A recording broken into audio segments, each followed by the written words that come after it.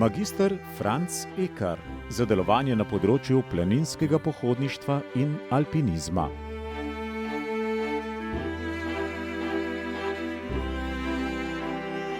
Česarkoli se je magister Franc Ekar v življenju lotil, je imelo predznak izjemne aktivnosti, vizionarstva in človekoljubja.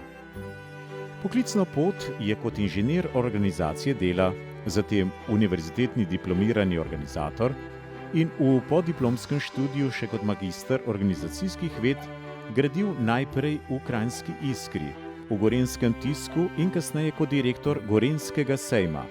Nazadnje je delal na Gospodarskem razstavišču v Ljubljani.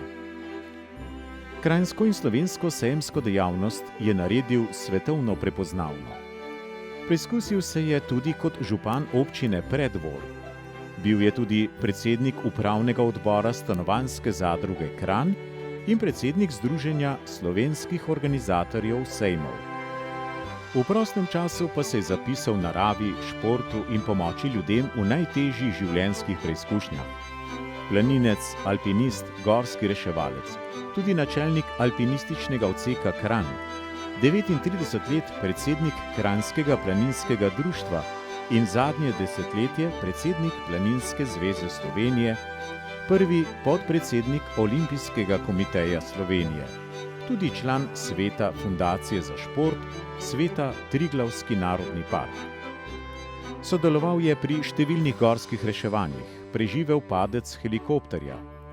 Izdelal je projekt za množično planinsko rekreacijsko pohodništvo. Na njegovo pobudo sta bila zgrajena Kranjska koča na Ledinah in nov planinski dom na Krvavcu. Obnovil se je dotrajen dom na Kališču, planinska postojanka na Svetem Jakobu. Tudi po stoletju zgrajen nov slovenski planinski muzej v Mojstrani je njegov projekt. Številnim že prejetim priznanjem dodajamo veliko plaketo mestne občine Kranj. Mesto Kranj je mesto napredka in razumevanja tudi za planinstvo. Lahko rečemo, da je mesto Kranj tudi mesto himalajizma, himalajstva in seveda tudi razpoznavno v svetu po najvišjih dosežkih, ki jih seveda alpinizem premore.